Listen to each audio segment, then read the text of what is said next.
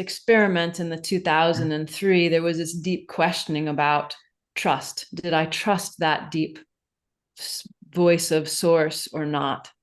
And so in that initial experiment, I didn't even know about awakening. That trust is what I surrendered back into and surrendered everything. And so with people's wants versus needs, that underlying trust is what helps one let go of attachment to the want.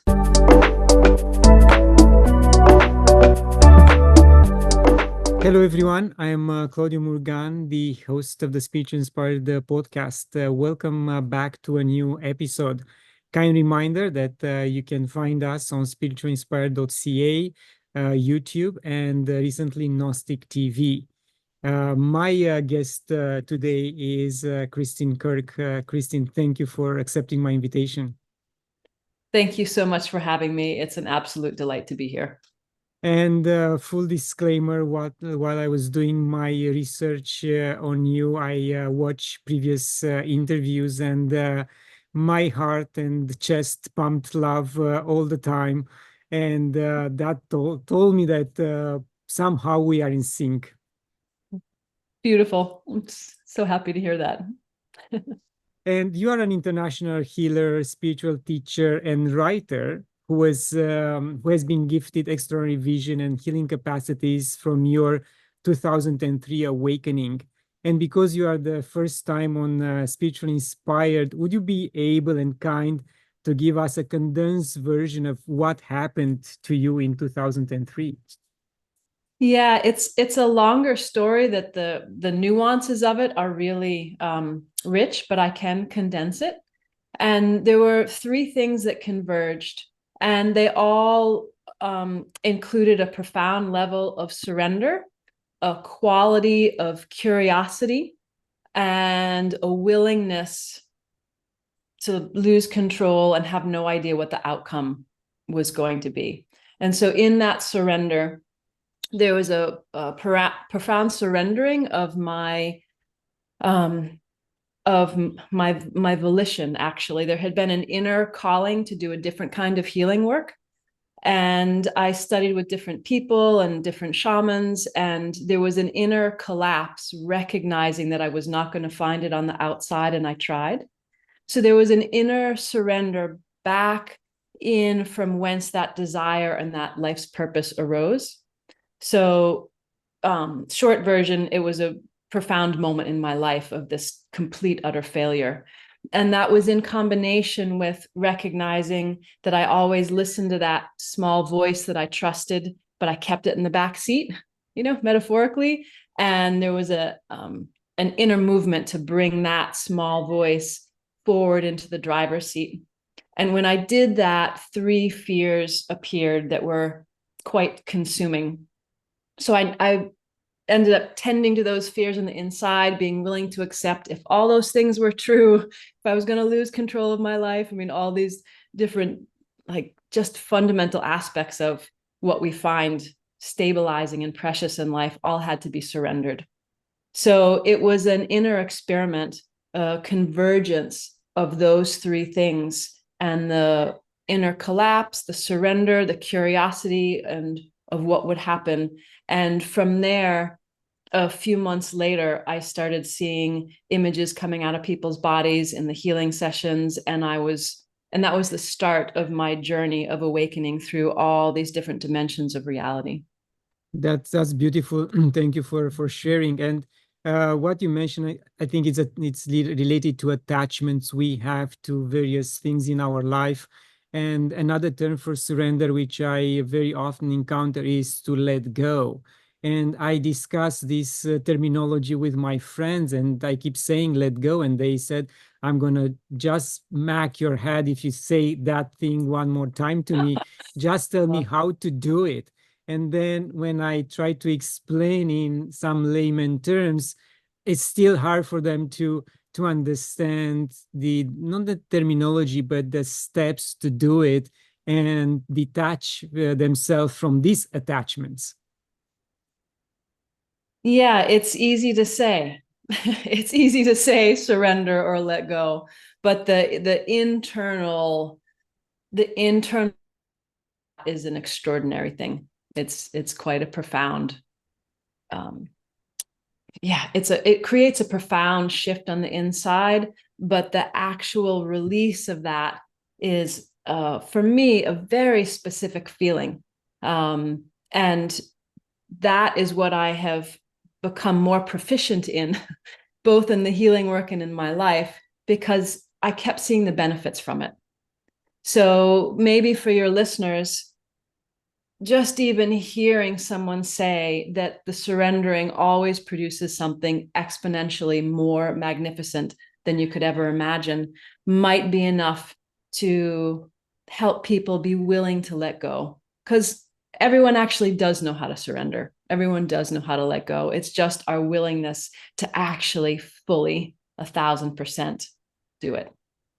Yes, and as you mentioned, fears. I think each one's development and spiritual awakening comes in different shapes and forms, and I think that scares us because in my experience, that comes with shaking and sweating and different type of mudras, and I have to let go. I have to surrender to this movement, to these energies.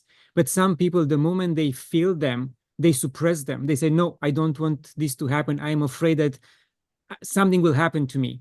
And they suppress the energy, and those beings or whatever is supposed to come and work on them will just withdraw because they don't have the permission to move forward. It was one of the miracle moments for me in this whole process. I was playing in my office, just with myself in meditation, and did an experiment of surrendering my heart and my mind into each other, because there were two, and I'm like, why is there two? Let me do this experiment. And in that, it brought me into the present moment. And I also saw that the split that had been happening was a protective mechanism that most of humanity is doing. But I also saw that it didn't work, and that my mind was strategizing in life to make choices and decisions to protect the emotional body, which had its wounds and its stories and its experiences. But that separation keeps the wounded place from actually receiving the love and the light that it needs for healing. And when I did that experiment and my heart and my mind came into oneness and I was resting in the present moment, that information was revealed. And it also became clear that all of the backlog emotions that had been tucked away, just as you're saying, could rush to the surface because they suddenly had what they needed, which was the present moment. And in that, all the infinite love and truth and everything we need is available. And that's what began my process of all my past lives coming forward, to be able to meet all of the pains and experiences and traumas and the material that had been stored and tucked away, in order for it to actually start to resolve and go through that process. So our instinct is to withdraw the way we would with putting your hand in fire. Right? That's one instinct that's really useful. But when we apply it to the emotional reality, it doesn't actually work. It might work in the moment.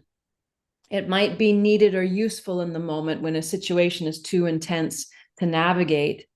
But ultimately, it needs to come to the present moment, be fully felt, for it to actually unfold and heal and then reveal the gifts that are underneath. Yes, and you mentioned that keyword.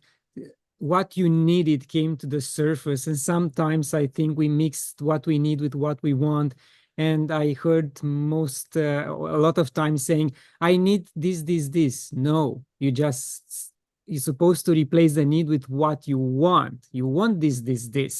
Let's say that you need whatever the universe thinks is best for you, and then open up to what comes to you. So again, people are mixing up these two words and feelings, and in the end they say, oh, I didn't get what I need. No, because you asked for what you wanted. This key element here is trust. Yes. And for me, in that first experiment in the 2003, there was this deep questioning about trust? Did I trust that deep voice of source or not? And so in that initial experiment, I didn't even know about awakening. That trust is what I surrendered back into and surrendered everything.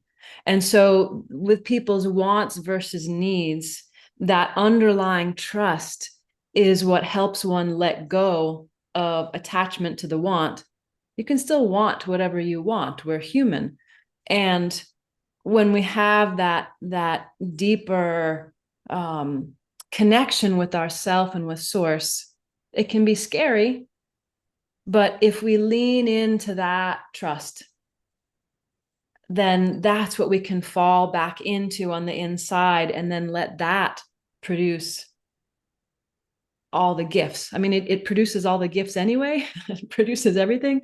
But in order to keep aligning with that deepest place on the inside, that's where we go to find that trust and that truth, and where all those gems are revealed, strength, or whatever it takes for us to be willing to be present with whatever we need to be present with.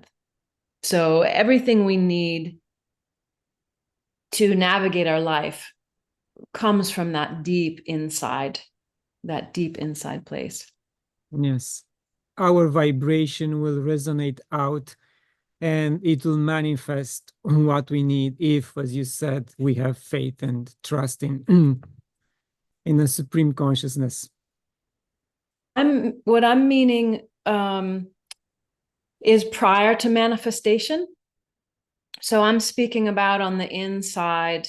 If I'm in a situation where I don't feel safe, or I'm having a discussion with someone and I suddenly lose my center and feel thrown off, that in that moment of pause and dropping back into that deep place, what we need is there. So it might be in the situation where I don't feel safe, I might suddenly see, yes, honey, it's good to go somewhere else. It's not a good place for you. Or I might see, oh, you are safe, actually, and you just forgot your own strength. And then suddenly there's infinite strength. So I'm speaking about that inside place of guidance, that there is everything that we need to then be able to navigate on the outside. So manifestation, I mean, it relates to manifestation because then you have just changed reality. Because as opposed to feeling afraid and feeling I'm not safe, if strength is what was needed, I've just opened up to infinite strength and can navigate the situation in a different way. And so manifestation changes because I've changed. But just to really clarify, what I was speaking about is to access the infinite possibility on the inside, which always produces whatever you need internally to navigate. Yes, I agree. Kristin, I heard you giving the example about the hand being the entirety of God and the fingers being the God individuality. Is it possible that when we are all awake and realize that we are, symbolically speaking, God's fingers, we are all going to speak the same truth, maybe differently nuanced, but in the essence the essence will be the same? That's an excellent question. When you use the word essence, that's like, would the essence be the same? It depends on how we use the word essence. So if we use the hand example, like what you're saying, each of the fingers are a little different from each other, and they have a little different function. Slightly, but they do. And so in that same way of our unique expression of the oneness that we all have a unique expression, and we each have a different emphasis of that infinite totality. So we could play with the word superpower, right? Superpowers that are present with the podcaster for being able to speak and engage and bring out the nuances that your listeners will love, right? That's a superpower. right? And for me, the healing transformation and purity, coming into of the truth of what they are and transform the distortions and traumas and all of that into the truth of what it is, right? It's like a God superpower. Both are. And when I'm talking about the fingers, with everyone has a unique brilliance that's different from everyone else's. So those differences in my experience so far remain true.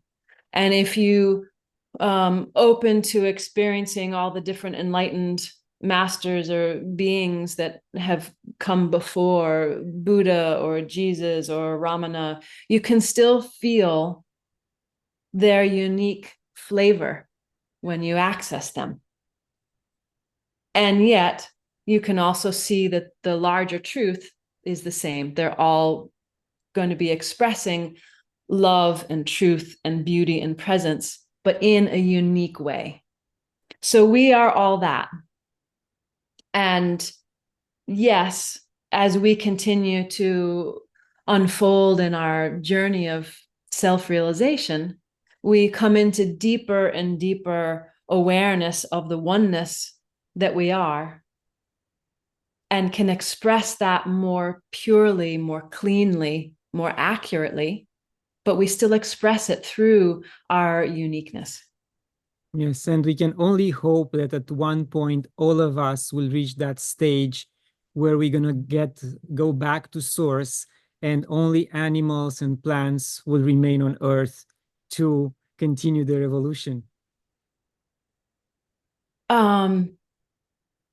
Why? I'm curious. I have a different thought about that. I'm curious. I can either ask you why would you want that, or I can just share another perspective. You can share your perspective first. Okay. So life is absolutely extraordinary. It's completely extraordinary. And we as oneness create layers of realities to manifest within, to experience. And so this is a precious, precious planet. And with all the diversity, all the extraordinary frequencies of God consciousness, whether through plants or animals or people or rocks or crystals or water or sun, right? All of this is it's a love fest that's happening.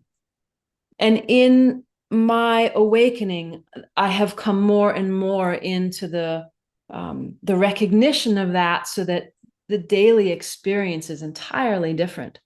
I wake up in the morning and I communicate with the sun and hear what the sun's frequencies are, the gifts for today, and have a dialogue and an exchange.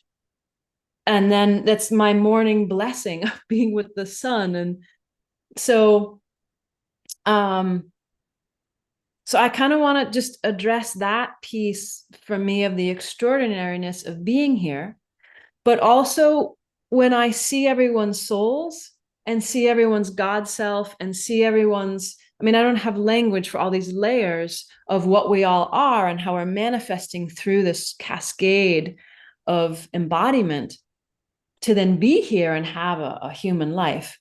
That there are stories unfolding on all of those layers. And it's like consciousness, oneness, source is a storyteller experiencing itself. And there's a level of challenge that happens here that is different than in other realms. It's like when you go to the gym, or go exercising or swimming or something, it like you're building muscles. So there's opportunities here that are totally divine. And that evolutionary process that the soul goes through is a gift. And so when I'm working in the soul classroom and seeing everyone's souls, I'll see the different maturity levels. And one isn't better than the other. It's like kindergartner or PhD. They both have gorgeousness to them. You don't suddenly want to take the kindergartner and make him a PhD person, you know? And the PhD person can learn a lot from the kindergartner with the innocence, the openness, the curiosity, and to not have the level of wisdom or the information start to block the preciousness of that 5-year-old. So this is a long response to what you had shared, but and I recognize the place where there's struggle, or when we're meeting other people's distortions and we're witnessing destruction and disease and all these things that are challenging. But when I look into any one of those stories, I look into it in the depth of these layers, and there's an extraordinary story that's unfolding. And life is rigged for awakening. It's rigged for us to have the opportunity to embody our God consciousness, to recognize who we are, go to the gym, build the muscles for where we need to build those muscles for self-exploration, and ultimately to then be in what your wish is of us all being there. But it may not happen at once, because consciousness just keeps pumping out souls to go through this extraordinary process. So here on Earth, we have so many different layers, so many different levels of soul maturity. Let me just say one more thing. I realize this is a long share, but when I was younger, I would be so confused by what people were doing, because I could see that it was hurting themselves, or it was hurting someone else, or the thinking didn't occur to me. So I kind of navigated that for I don't know, until my 20s maybe. And when I suddenly realized there were different soul levels, and that the person who was doing something that I couldn't understand, why would they do it that way? They hadn't learned that they were in the perfect place. They were the kindergartner or the 5th grader, and that it was perfect for them to be doing that. And then I could start to see the other layers and the higher layers, and higher is a tricky word, because there's equality, is total equality, the way a kindergartner is completely equal with a PhD student. But there's a different level of refinement or maturity. And so I started to recognize that, and it made a huge difference for me, because in places where I had judged others, it freed me from that judgment, and it freed me from the internal judgment of why didn't I fit in? Like, I wasn't going to do any of the things that all of my peers were doing. It didn't look fun to me. So I was always kind of outside of my social peer groups. So then the judgment internalized as well. So recognizing those different levels freed up that internal and external judgment, and also started to reveal that beauty, like of a rose that's a bud, and then it's slightly open, and then it blooms. If we start to look at the whole process of incarnating over and over again, is these flowers, right? That we're this bouquet of God, and we're all opening and blooming at different times. So when you see it that way, then it's just this gorgeous happening. And I totally agree with you that life is beautiful, that the experiences we have, in fact, is God experiencing through us, and everything is the way it should be.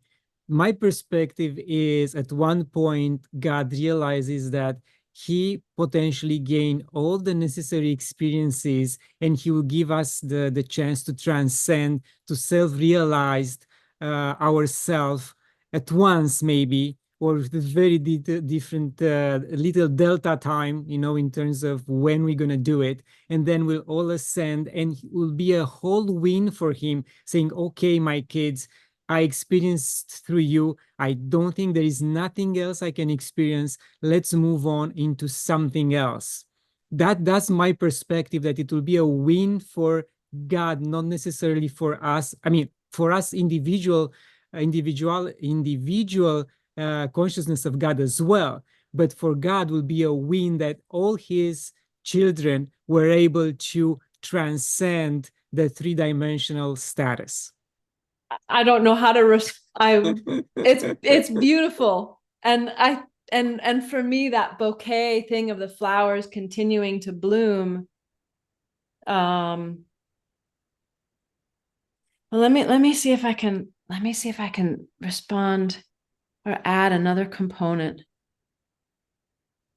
Yeah, I don't know. I mean, I have no idea if that's how things will go.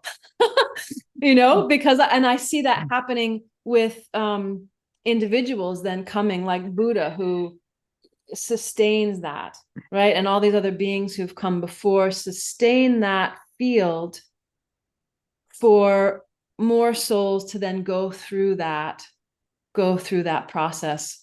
And maybe that's where we're going in humanity. I mean, I definitely see us living in this extraordinary time where awakening is accelerated, and that the ascension in a certain way is actually a descension of that larger truth of what we are coming down into embodiment. And that's also what's happening when I'm hearing the trees talking to me and the sun and you know, birds coming and singing back and forth with me, right? It's being in that higher frequency, but being in it here. So that level of embodiment, I mean, that's the mystery of like what's actually happening, and that I'm seeing through all these different dimensions of God, supreme being, or source, whatever word one wants to use, embodying it that itself is embodied as all existence. And the joy of that existence, like that's the love fest that's happening all the time. Yes. So yeah. And for you, living in Hawaii is a life fest every single day, as you mentioned, rising with the sun and having the birds all around you and the plants and the vegetation. It's beautiful. Yeah, I'm very, very grateful to be here. I also still go back and forth between Massachusetts, and we'll be there in snow and cold, and there too, you know, the sun still shines and shines through ice crystals and makes little sparkles everywhere and plays. So Hawaii offers a particular kind of magnificence, and we can have that magnificence anywhere. Just so your listeners know, they don't have to move to Hawaii. And there is a question I ask all my guests that have their practice in Hawaii. Have you worked or met with Pele? And do you work with other local spirits? I have met Pele when I was on the Big Island. It was a profound moment for me. And I work with a team of beings that I worked with in between my last life and this one, and which are not connected with any particular location. And then my team expanded to 10,000 beings from, I don't even know what size galaxy or super galaxy, to support the evolution of humanity. So I'm not working so much with a particular local spirit. There are different, it's more actually the earth. So I work with Kauai, and when I was visiting in Sedona, I would work with Cathedral Rock. And then when I was back in Massachusetts, Cathedral Rock would then show up in my heart to help with the healings. So it feels more like Kauai and I are just working together in that in that way. And then I have this massive, massive team of guides that are here specifically to help support humanity evolve, to accelerate their evolution. And because you mentioned your work, what exactly is your process if someone approaches you for whatever reason they have, health or personal energy blockages? In the soul classroom, I'm working with groups of people at a time. So I don't hear their individual story, ahead of time. And I'm seeing soul and all their conditioning and their concerns and issues and DNA and karma and all of the details that make up their conditioning or their challenges and difficulties. And I'm also seeing their enlightened self, and I'm seeing their probabilities of the slow track or medium track or fast track to make it through in that process of awakening and enlightenment. So I'm working with everyone at once, but working individually. So each person receives what they need. There's usually 3 to 5 guides that also surround each person's soul to help them. And depending on their soul maturity, they'll either be deciding what's happening, helping with the healing, or they'll be receiving. So it's just an extraordinary way of working to be able to address specific needs in that way. Okay, no, sorry. So when I worked one-on-one with people, which I still do, but I'm mostly working in the groups because I can just serve so many more people that way.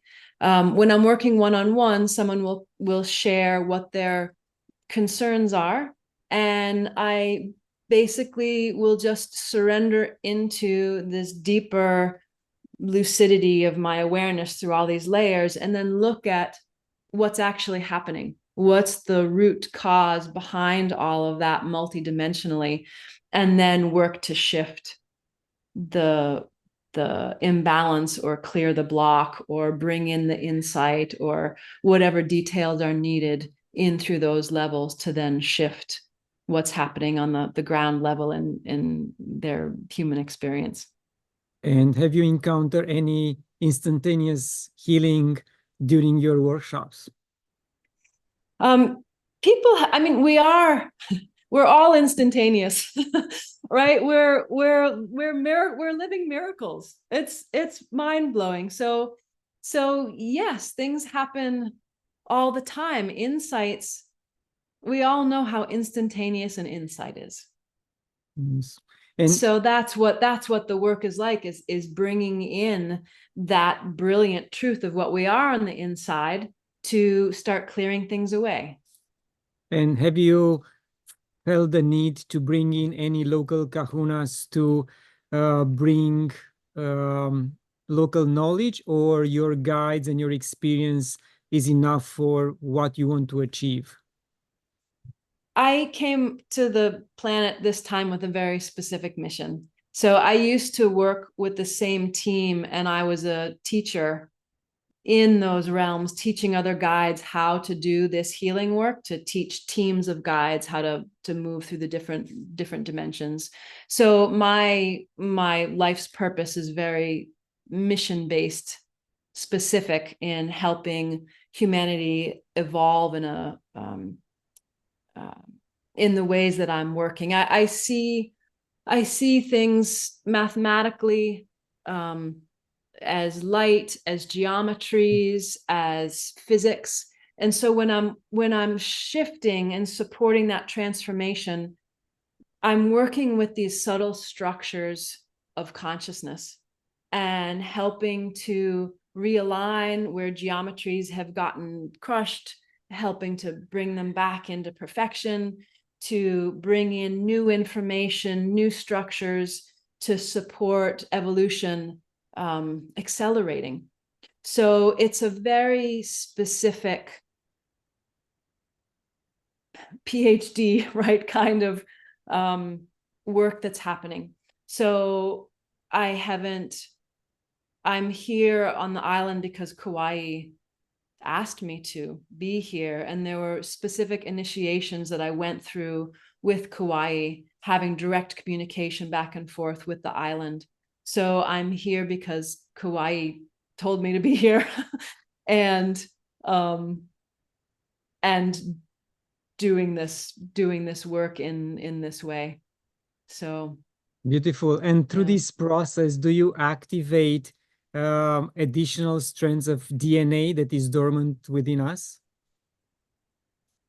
You know, it's a great question. I know that language is used in so many places, and I don't use that language because I don't quite see it in that way, but I haven't looked before at this. May I take a moment to just look? Please. Okay.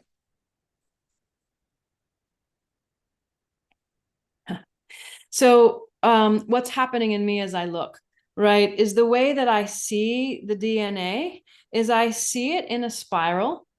I see it related to karma and how then the horizontal planes of consciousness arise out of that in interplay, both individually and through the ancestral lineages. And I also see the DNA as all this rainbow light coding. And when I'm working with it, part of the experience is that the DNA is just one aspect of what we all are and what is transforming. And so in this moment, as I'm looking at it, I'm present with this extraordinary, right, infinite brilliance of wisdom and love and positivity and joy, and that radiant love field of source of what we all are is coming through the center of that spiral, bringing in the power of that transformative love and positivity, and it spreads out through and it just changes everything. So it's impacting all these different layers at the same time.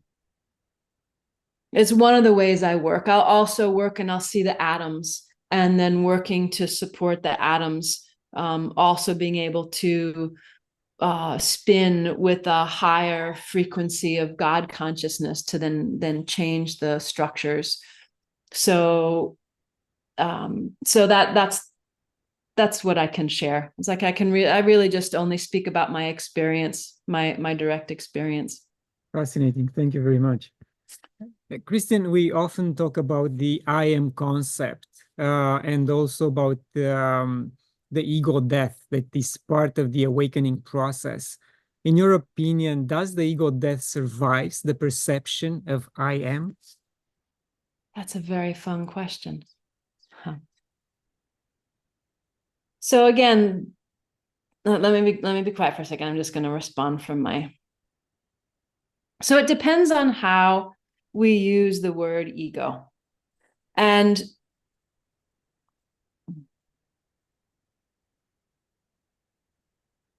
I'm going to drop into a deeper layer of myself to speak.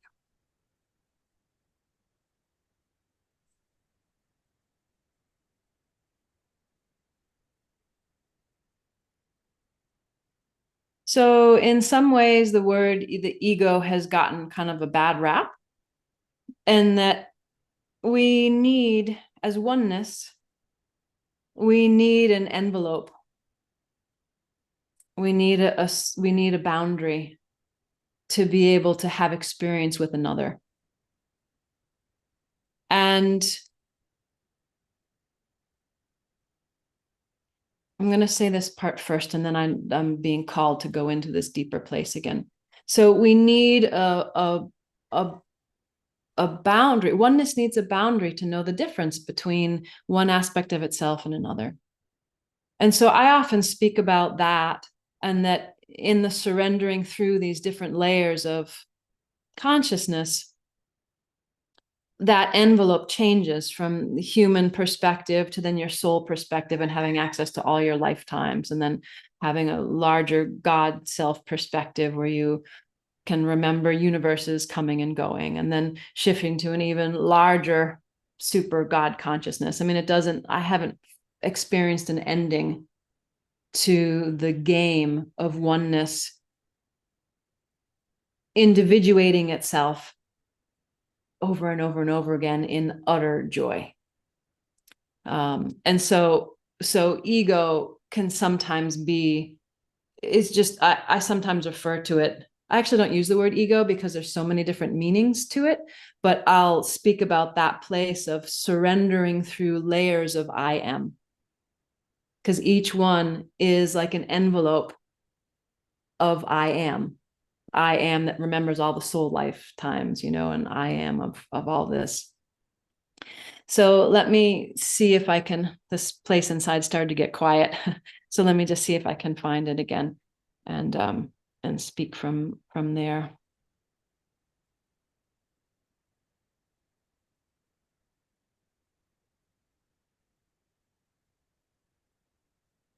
Well, what I'm present with is this quality of God consciousness getting to stream itself and then roll up into a ball of I am, like, and getting to be something. So it's kind of relating back to what I've been sharing in different ways of the joy of oneness, getting to be and have these experiences.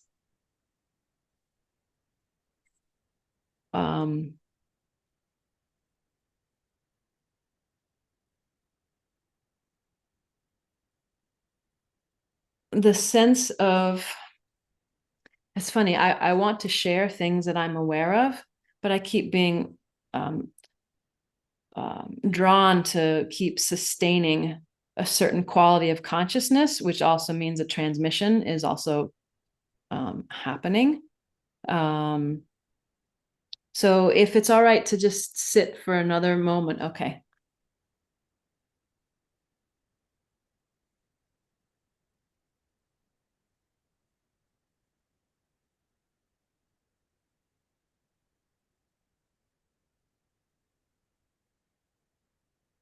So I want to just that place of the ego getting a bad rap, right? If we can surrender in,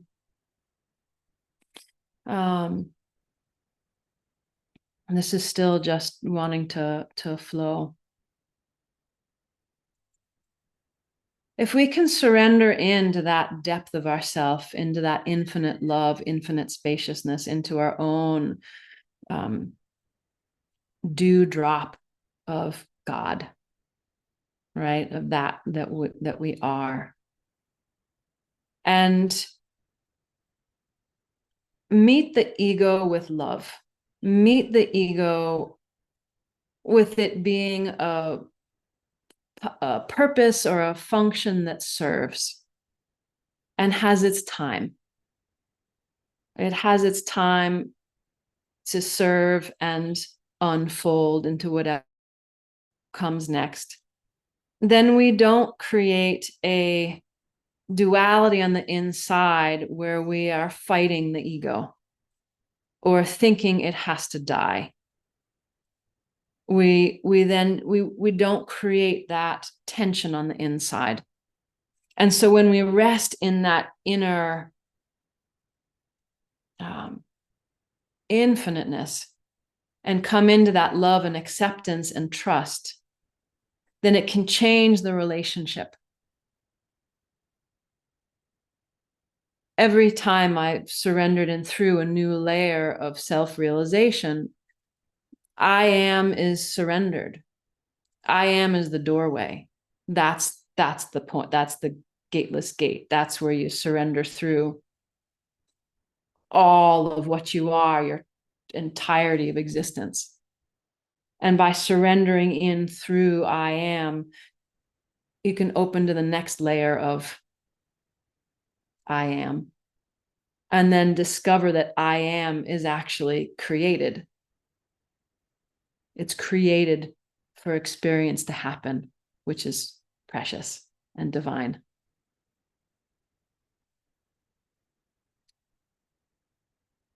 So I know I didn't quite directly answer your question. No, it's fine. So in fact, But it's a multifaceted I am, or leveled meaning of I am, as we advance on our path of self-realization.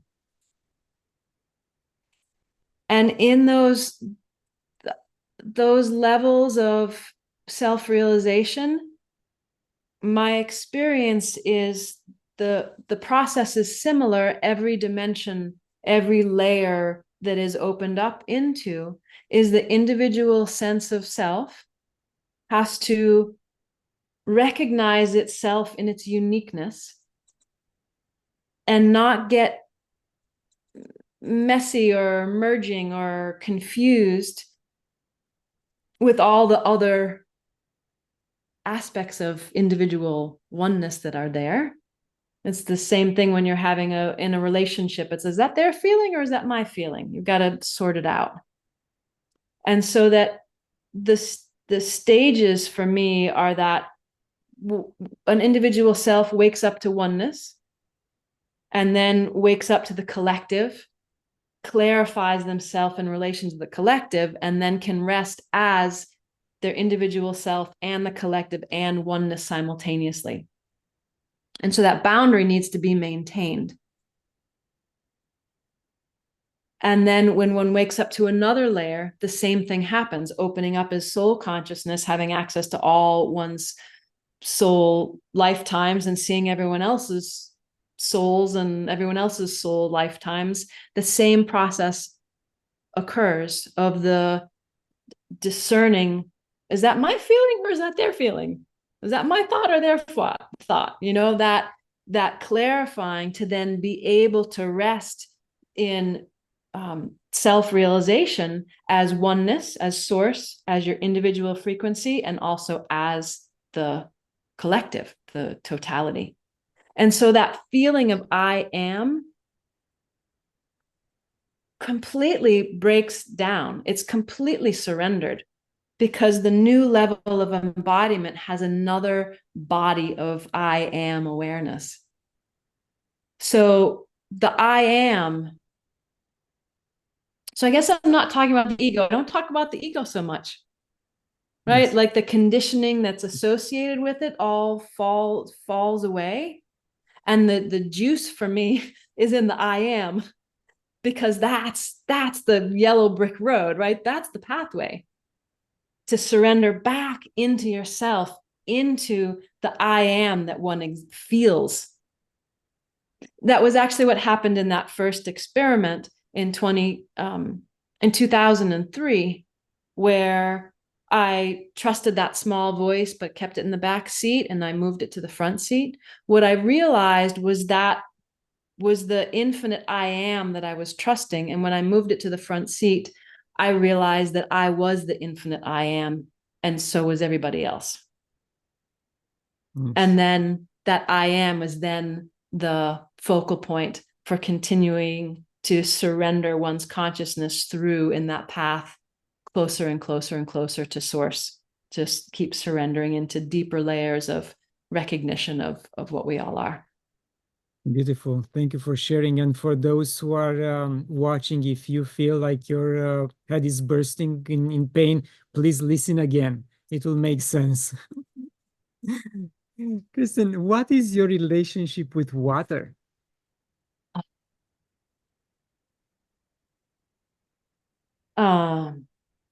I love water.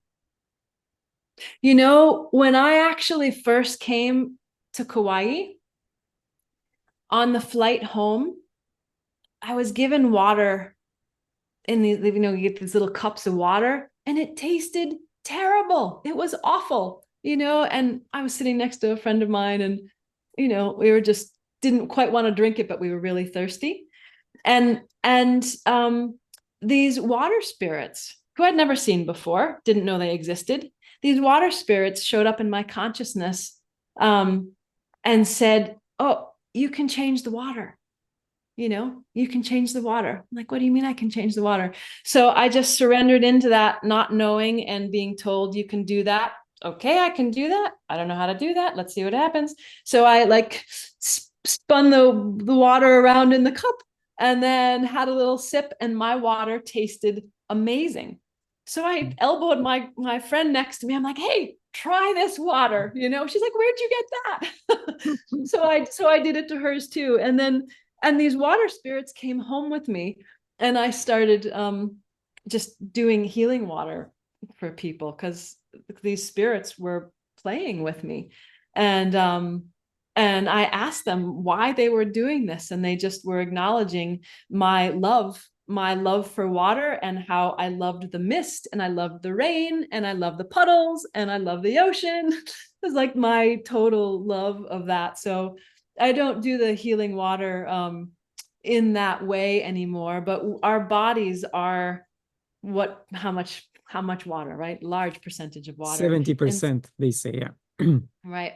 So, and I think if you look at the molecules that aren't water, what percentage of those molecules also have water in them? I think the percentage goes up from the 70%. So, so all of that is still being tended to, you know, in the healing work. So, yeah. So my relationship to water, I love water. Yes, I felt called to write about water in Hawaii in my books, and it was an interesting mix, you know, to talk about the local culture as well, and try to bring forward their you know, struggle with what was taken away from them, and what they have to retake, and bring the purity of that land as it used to be. So it's unfortunate that that happened. There have been a lot of challenges that have happened. There are a lot of challenges. I think it's what do I want to say? I think it might be too big of a discussion, but part of what my work is about is being with what's present, and the challenges and the trauma and the dissonance, the distortions that are present, and also seeing and understanding how that unfolded, and having compassion and love and presence with all the layers of how all this came to be. And then in coming into that truth and bridging the higher purity, the undistorted truth, bridging that truth with the distortion that's present, allows the distortion to change.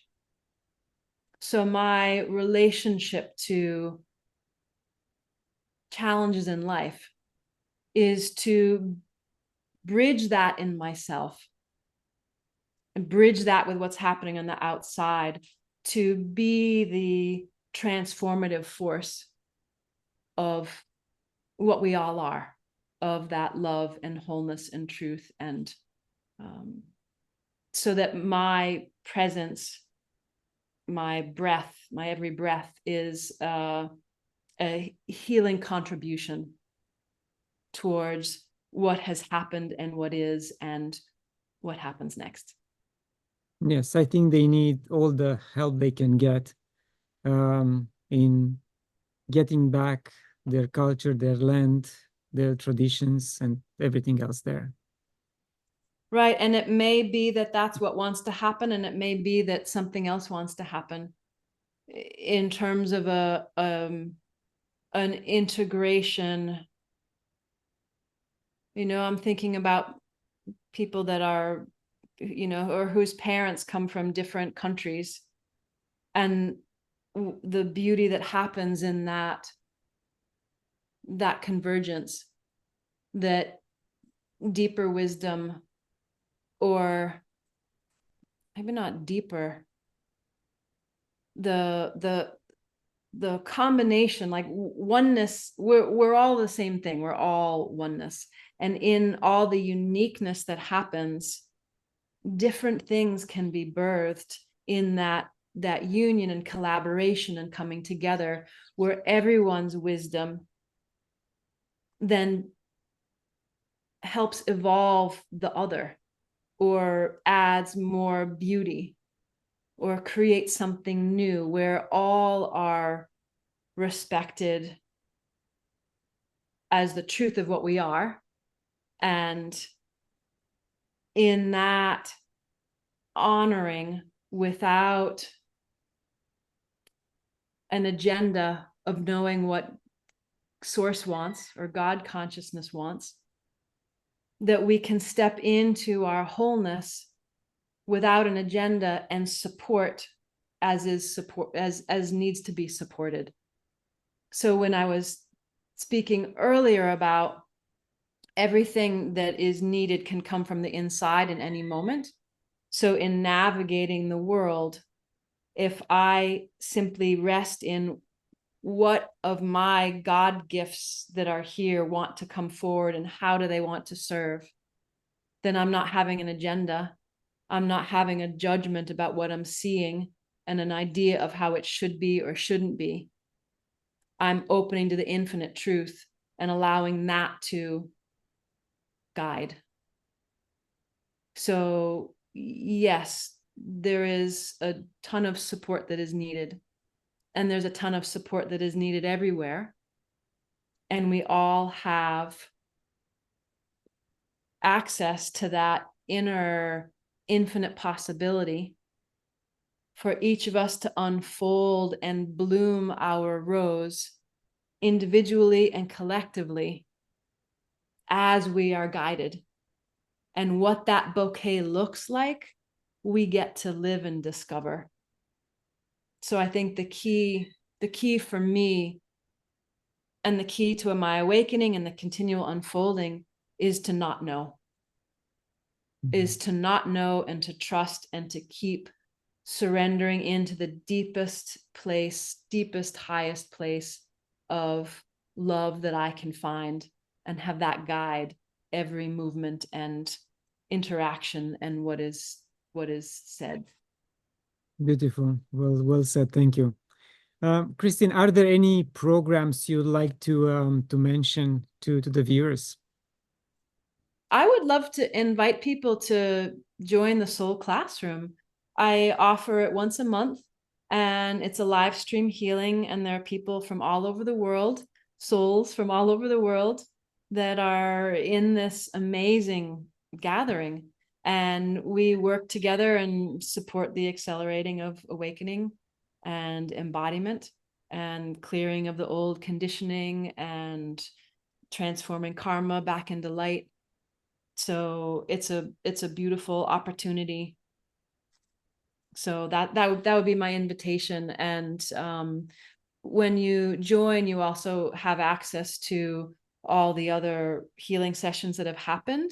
They're all recorded, and I received so many emails from people saying that they felt healings happen from the recordings, that I started saving them and putting them in a library. So it's like you sign up and you get a whole library of over 100 healings that you can just use your instincts and go use the one that you feel like you need in that particular time.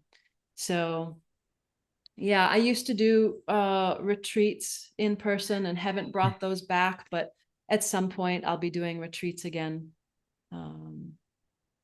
Thank you. And I'm working on a book, and I don't know when that will be done, but I'm excited about it. So, but I have no idea when that will be. Nice. And we are coming towards this lovely discussion. Any final words? I think just deep appreciation for you. I've so thoroughly enjoyed our conversation and enjoyed the depth that I was able to share. I realized I shared a lot of kind of deep concepts to be able to follow them through. It's a multidimensional journey that we shared. So yes, your listeners could also come back, and as you were saying, come back and listen again. So let me see if there's anything else. I do private sessions. I only do a few of them, but that's also available, and people can come and do a private retreat with me. So there are other ways of also engaging. Yes, and we'll post all your links for those who are interested. Once again, thank you very much. And yes, I did remember one thing. I had some 2 free transmissions that I wanted to offer your yes, listeners. we'll add the link. Yeah, so if you go to soulclassroom.com, you can pop in your email and then I'll send you a couple of free transmissions. Perfect. Thank you very much. Much love. Thank you so much. It's been such an absolute joy and pleasure. So grateful. And to my viewers, thank you for watching. Share it, leave a comment. And until next time, love and gratitude.